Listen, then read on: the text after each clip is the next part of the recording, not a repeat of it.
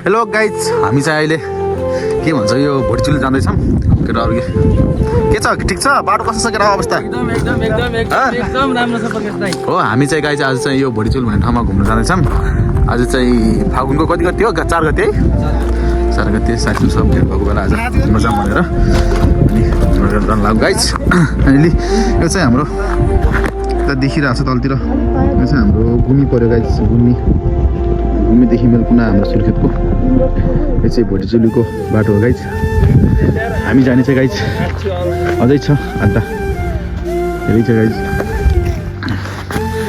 अनि हामी चाहिँ अब आजको यात्रा चाहिँ जस ठिकै भइरहेको छ। बाटो चाहिँ गाइज यस्तो छ कि यस्तो खतम रहेछ बाटो, यस्तो गाह्रो मुस्किलले आइयो। अनि टिकटक बनाउँदैछौँ साथीहरूले, भाइहरूले।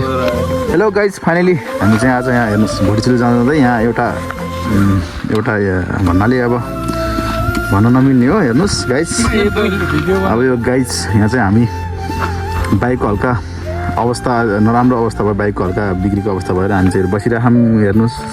अनि आज भोटिचुली जाने भनेको हामी जाने चाहिँ यति टाढा हो गाइज। अब के गर्ने यता, अब के गर्ने, अब घर फर्किन्छ होला होइन गाइज। अब के गर्ने, आज यस्तो यो यति रमाइलो माहौल थियो हेर्नु गाइज। बिचमा आएर गाडीको हल्का अवस्था कन्डिसन अवस्था अलि नराम्रो भयोले, त्यही भएर हामी चाहिँ अब यहीँदेखि फर्किनु लाग्यो।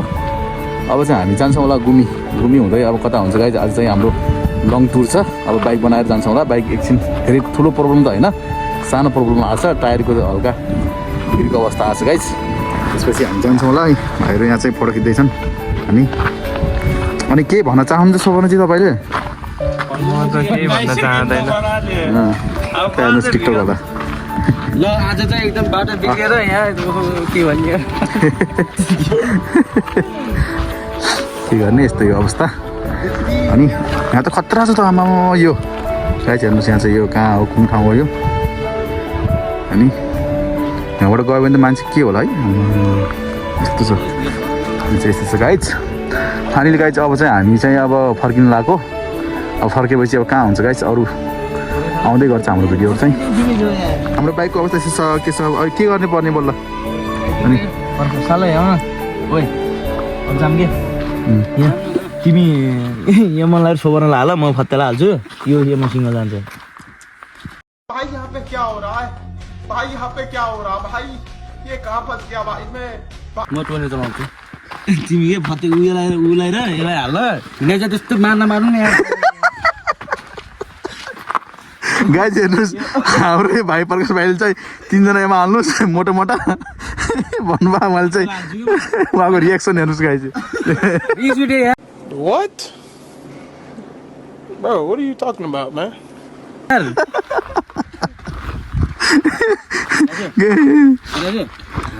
होइन कि ठिकै त भनेको सबले के अरे प्रकाश भाइले चाहिँ उसलाई दुईवटा सोभनलाई चाहिँ यमनलाई चाहिँ यो बाइकमा हाल।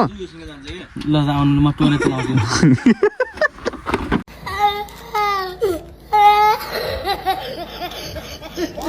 यहीमा हाल्ने क्या, के हुन्छ यो ओह्रालोमा त के हुने, तानिहाल्छ नि ओह्रालोमा बाइकले, हो कि न? ओह्रालोमा तानिहाल्छ नि यार।